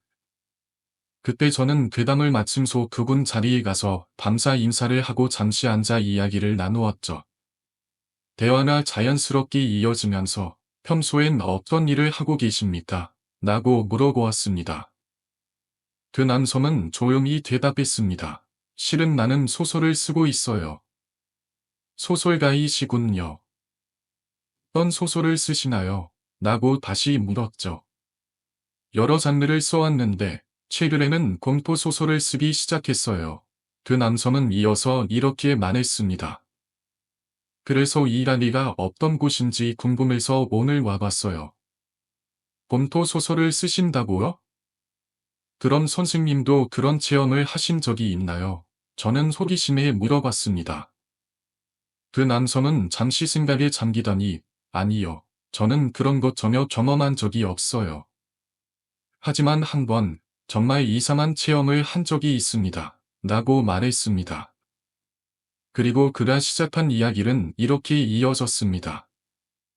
그 남성은 벌써 10년 동안 소설을 써왔는데 처음에는 거의 팔리지 않았고 오랫동안 가난하게 살았다고 합니다. 그러다 몇 년 전에 그가 쓴 책이 드디어 세상에 팔리기 시작했고 임세도 들어왔습니다. 이제 내 운명이 바뀌는 걸까? 그는 생각하니라. 이 기회에 낡은 아파트를 떠나서 더 좋은 곳으로 이사해야겠다. 는 결심을 하게 되었습니다. 그래서 그는 많은 매물을 조사하다가 도쿄의 도심하고 시이나 마치 있는 신축 아파트를 발견했습니다. 그 아파트는 1층에 예고만 기어 있었고 월세도 매우 저렴했습니다. 그 남성은 그 집이 너무 마음에 들어 짐을 싸서 바로 이사했습니다. 새 집에 이사한 소, 그 남성은 새 집이 정말 깨끗하고 시설도 잘 갖춰져 있다는 것을 느꼈습니다. 그는 이제까지 살던 낡은 아파트와는 천지 차이였다고 생각하며 더 나은 생활이 시작된다고 기뻐했죠. 그러나 그가 이사한 지 며칠이 지나자 뭔가 이상한 점이 눈에 띄기 시작했습니다. 그 집에는 거실이 있었고 그 옆에 침실이 있었습니다. 그 두 공간의 경계선 도굴에 있는 벽이 온통 파여 있었던 겁니다. 그는 그 파인 공간을 뭔가 활용할 수 있을까 생각하며 원래 사용하던 여러 단으로 된 선반을 그곳에 두기로 했습니다. 선반을 설치하고 나니 공간도 딱 맞고 남성은 그 선반 위에 소품들을 늘어놓았습니다. 하지만 선반을 설치한 소 며칠이 지난 어느 날 밤, 거실에서 TV를 보고 있던 그 남성은 선반 근처에서 순간적으로 팍 하고 빛이 반짝이는 걸 보게 되었습니다. 그는 깜짝 놀라며 어다? 지금 뭐가 빛났던 거지? 라고 생각하며 선반을 확인했지만 그 위에는 전기 제품은 아무것도 놓여 있지 않았습니다. 그는 그 일이 이상하다고 생각했지만 별다른 이유를 찾을 수 없었습니다. 그 빛이 나타나는 빈도가 나날이 잦아지자 그 남성은 처음에는 별로 신경을 쓰지 않았습니다. 아무 문제도 없는 것 같으니까 그냥 놔두자고 생각했죠. 그러던 어느 날 남성은 이사를 온 터나 주변을 잘 몰랐습니다. 그래서 점심시간에 산책을 나가다가 아파트 근처에 오래된 빛반집을 발견하게 되었습니다. 그 집은 아마 수십 년 동안 영업을 해온 곳이었을 겁니다. 남성은 그 가게에 들어가서 점심을 주문했고 그 가게의 음식이 싸면서도 정말 맛있다는 걸 알게 되었습니다. 그 후로 그는 그 가게에 자주 가게 되었죠. 그 가게의 노부부 중 할머니는 정말 시다스러워서 가게에 갈 때마다 이것저것 말을 걸곤 했습니다. 손님, 요즘 자주 오시네요? 그저께 바로 앞에 새 아파트가 생겼잖아요. 그곳에 살고 계시죠? 할머니가 그렇게 말을 걸자 남성은 조금 놀라서 네, 맞아요. 저도 그 아파트에 살고 있어요. 라고 대답했습니다. 그러자 할머니는 정색을 하며 물었습니다. 손님, 그 아파트 몇 층에 사세요? 저는 1층에 살고 있어요. 남성은 아무렇지 않게 대답했죠. 그런데 할머니는 얼굴이 갑자기 심각해지며 말했습니다. 그 아파트, 그 땅에는 50년 가까이 공터가 있었어요. 예전에 큰 사건이 있었던 곳이거든요. 할머니의 말에 남성은 깜짝 놀랐습니다. 그는 불안한 기분이 들었고, 이제 저는 가봐야겠어요. 라고 말하며 서둘러 대화를 끊고 가게를 나왔습니다. 집에 돌아와 그 일은 잠시 잊어버렸지만, 며칠 후 다시 그 사건을 떠올리게 되었고, 이상한 기운이 계속해서 그 아파트를 둘러싸고 있다는 느낌을 받았습니다. 그리고 금소, 어느 날 남성은 여친과 함께 집에서 대화를 나누고 있었습니다. 그때 문득 선반에서 빛이 보였던 일이 생각나며 여친에게 말했습니다. 맞다. 자기도 우리 집에 몇 번 놀러 왔었잖아. 그때 내가 선반 근처에서 빛이 나는 걸 봤다고 했는데 아직 몰라서 여자친구는 고개를 끄덕이며 나도 그 빛을 몇 번 봤어.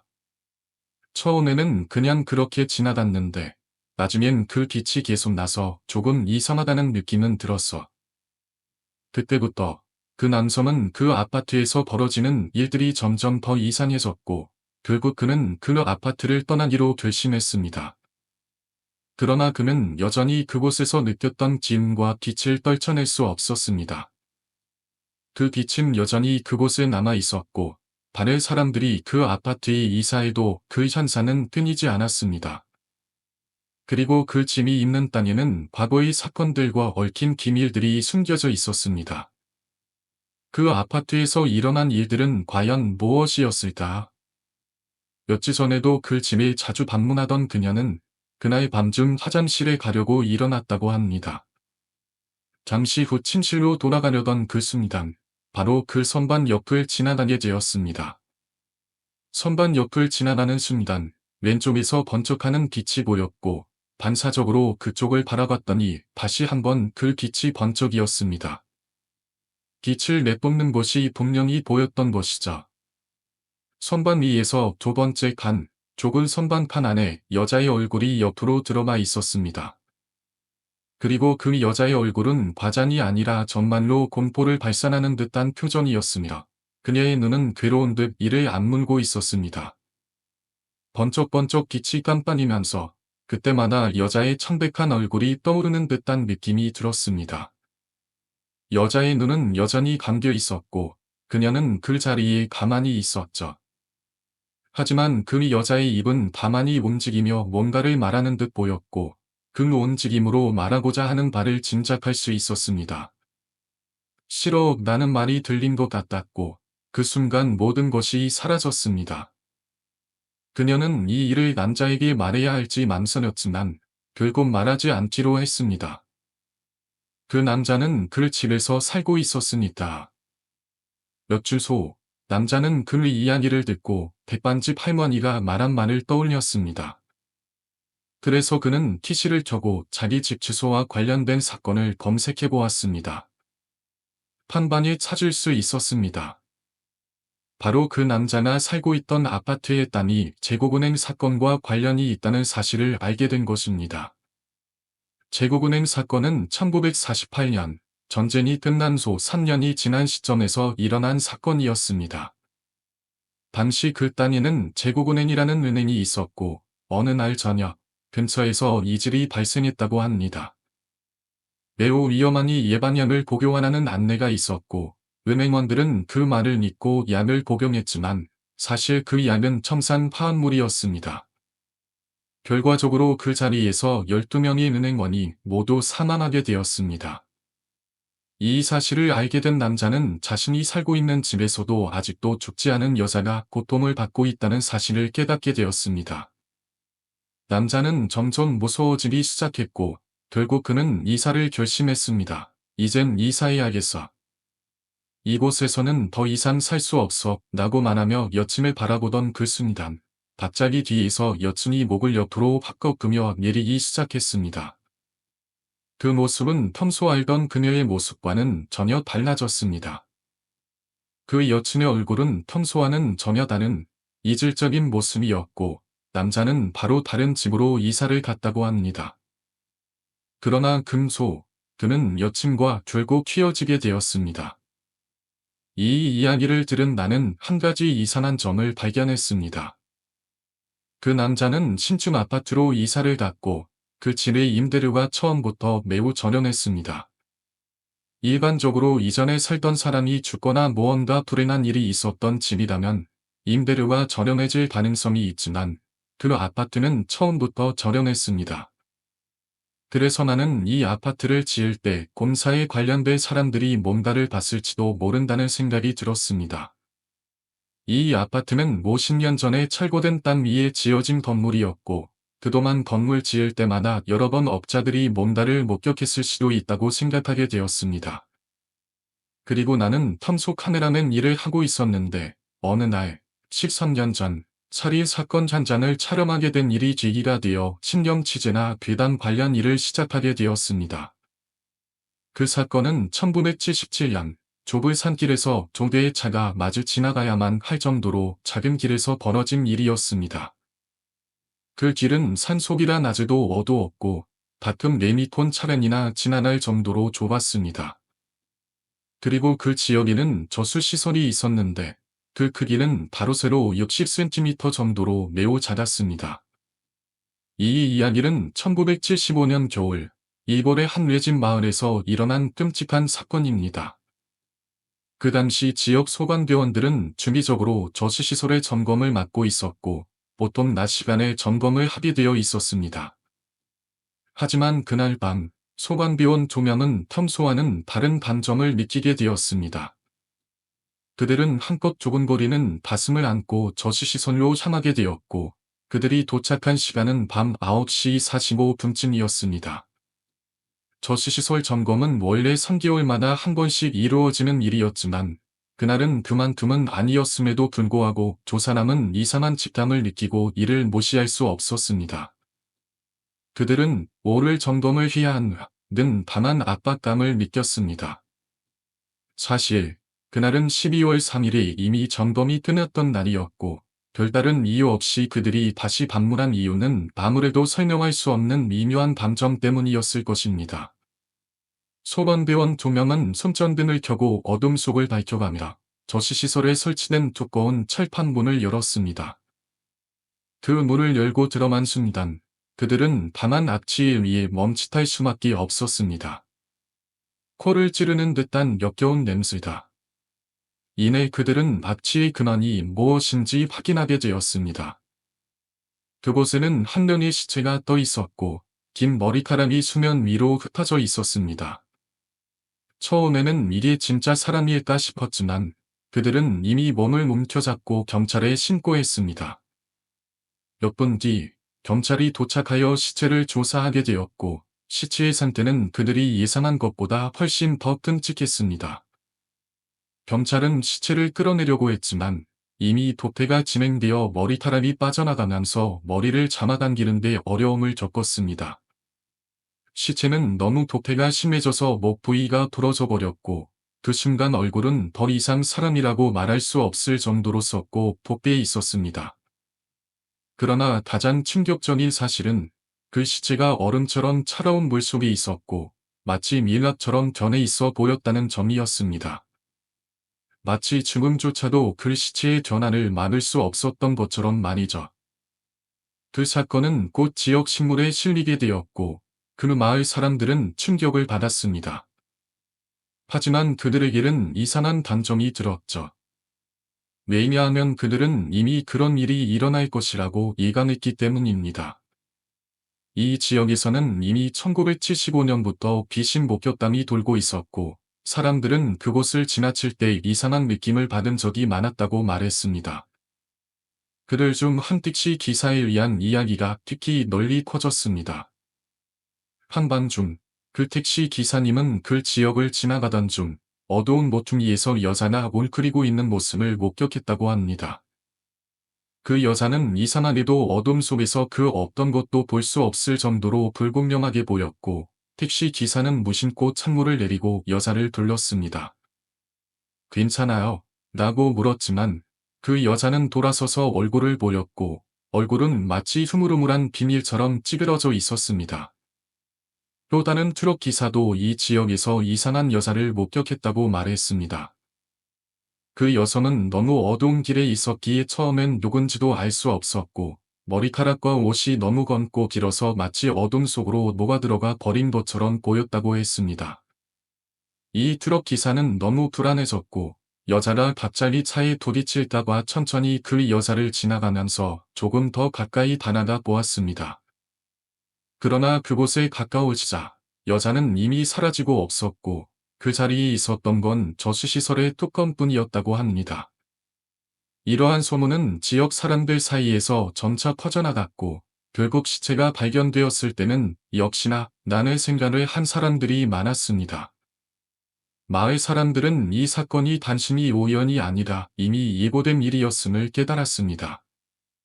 그 사건이 일어난 후 이 지역은 전국적인 뉴스에 보도되었고 사람들은 그 사건을 계속해서 이야기하게 되었습니다. 그 사건에서 밝혀진 충격적인 사실은 그 시체의 여성은 시내에서 살던 21세의 직장인 여성으로 밝혀졌다는 점입니다. 그녀는 임신 중이었고 남자친구는 그녀가 자신에게 방해가 된다고 생각해 결국 그녀를 죽였다는 것이 사건의 진상이었습니다.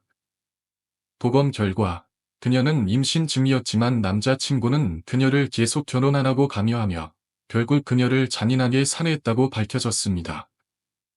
그녀의 유통은 전혀 발견되지 않았지만 범인은 쉽게 잡히게 되었습니다.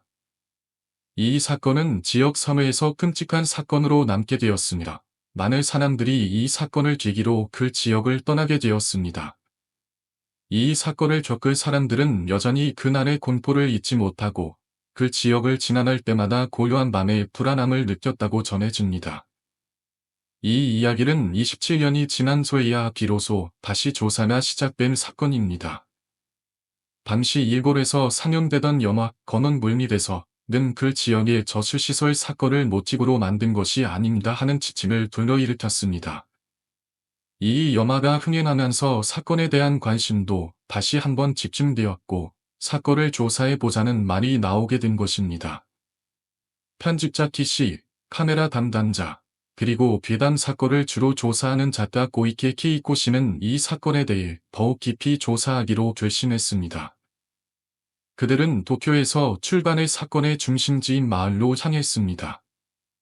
당시 신문에는 피해자의 개인정보가 그대로 실려 있었습니다. 피해자의 이름, 주소, 아버지의 회사 등 매우 상세한 정보가 포함되어 있었습니다. 그 덕분에 고이케 씨는 쉽게 피해자의 주소를 확인하고 내비게이션에 주소를 입력하여 출발했습니다. 하지만 마을에 점점 가까워질수록 고이케 씨는 뭔가 이상한 느낌을 받기 시작했습니다. 내비게이션에서는 목적지 근처입니다. 라고 말했지만 고이케 씨는 계속해서 종이 진호를 보며 여기가 아닌데 라고 중얼거렸습니다. 그들이 내비게이션을 신뢰하면서 계속 이동했지만 결국 도착한 곳은 전혀 다른 장소였습니다. 이상하다. 다시 한번 주소를 입력해 보았지만 이번에도 도착한 곳은 여전히 다른 장소였습니다. 그들은 의아해하며 다시 차를 세우고 내려서 확인해 보았고 그곳은 공동묘지였습니다. 묘지는 매우 넓고 200여 개의 묘지가 산중턱에 자리 잡고 있었습니다. 그들은 당황하면서도 묘지 주변을 살펴보기로 했습니다. 그리고 그들은 피해자의 무덤을 발견하게 되었습니다. 그 무덤 옆에는 기석에 새겨진 이름이 있었고 그것이 피해자와 일치하는 이름이었습니다.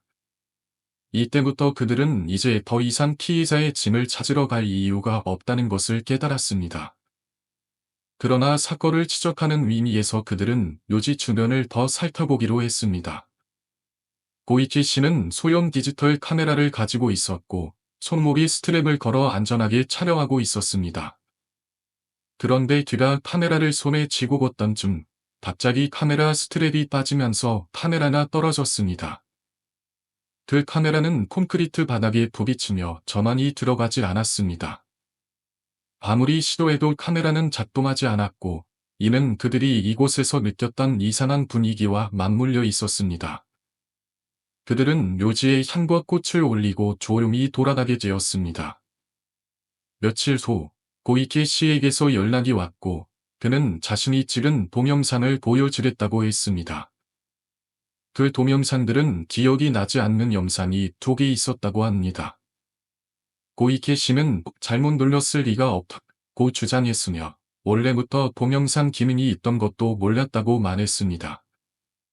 결국 고이케 씨는 그 동영상을 보여주었고 영상은 아주 짧은 5초 정도 길이의 것이었습니다. 첫 번째 동영상은 카메라가 흔들리며 찍힌 것으로 묘지가 등장하는 장면이었습니다. 고이케 씨가 카메라를 들고 걷다가 허벅지에 부딪혀 동영상 버튼을 눌렀을 가능성도 있었겠지만 두 번째 동영상을 보았을 때는 소름이 돋을 정도로 이상한 기분을 느꼈습니다. 그 동영상에서는 처음과 똑같이 흔들리는 카메라 속에서 피해자의 무덤이 동영상에 촬영되어 있었던 것입니다. 이를 되돌려 보았을 때 고이케 씨는 갑자기 매우 불안한 감정을 느꼈습니다. 왜냐하면 그가 직접 무덤을 찍었다는 사실을 기억하지 못했기 때문입니다. 이 영상이 고이케 씨와 그의 동료들에게 불안과 공포를 가져다 주었고 그들은 사건을 해결하기 위한 더 깊은 조사를 시작할 수밖에 없었습니다. 그들이 찍은 영상은 단순히 우연의 일치일까? 아니면 어떤 초자연적인 힘이 그들을 이끌었던 것일까? 그 답은 아직도 밝혀지지 않았고 그들이 경험한 이 미스터리한 사건은 그들의 삶에 깊은 인상을 남겼습니다. 그 사건에서 가장 신기한 점은 묘지에서 찍힌 동영상에 나오는 검은 머플러 스웨터를 입은 여성이었습니다. 그 당시 고이케 씨와 동료들은 분명히 주변에 아무도 없었을 거라고 생각했습니다. 하지만 동영상을 다시 보면서 그들이 보지 못했던 정말 순간적이나마 나타난 여성의 모습을 발견하게 된 것입니다. 그리고 나중에 그 여성의 모습은 마치 다른 차원의 존재처럼 느껴졌습니다. 더욱 놀라운 것은 이 사건을 조사하는 동안 택시 기사들, 트럭 기사들, 그리고 지역 주민들이 공통적으로 이야기한 바로 그 여성의 존재였습니다. 그들은 검은 머플러 스웨터를 입은 여성에 대해 이야기를 나누었고 그 여성은 항상 묘지 근처에서 목격되었다고 했습니다. 하지만 처음에는 그들 모두 이 이야기를 우연한 이야기로 치부했을 뿐이었습니다. 그러나 그 여성의 정체는 점점 더 불가사의한 존재로 다가왔습니다. 피해자가 발견되었을 때 여성의 머플러는 검게 물들어 있었고 그것이 물에 젖었기 때문이라는 설명이 있었습니다. 이는 사건의 미스터리함을 더욱 도박시켰습니다. 우연이라고 치부할 수 있지만 그 일이 반복되었고 더욱 많은 사람들이 그 여성에 대해 증언하기 시작했습니다. 무엇보다도 내비게이션이 안내하는 경로와 실제 위치가 엇갈린 것은 단순한 우연이 아니었습니다. 그것은 하나의 신호였을 수도 있다는 생각이 들었습니다. TV 방송국에서도 이 사건을 취재하려 했고 그들은 내비게이션을 통해 동일한 경로를 추적해봤습니다. 결과는 같았습니다. 택시를 이용해 그 지역으로 가는 취재팀도 마찬가지로 이상한 일이 발생했습니다. 이 일련의 사건들이 단순한 우연일 수 있을까? 아니면 무엇인가 초자연적인 힘이 기입된 걸까? 그 재현성 있는 사건들은 불가사의함을 더욱 도박시켰습니다. 당시 고이케 씨와 그의 동료들이 묘지에 있었을 때 검은 머플러 스웨터를 입은 여성은 우리 눈에 보이지 않았을 수도 있습니다.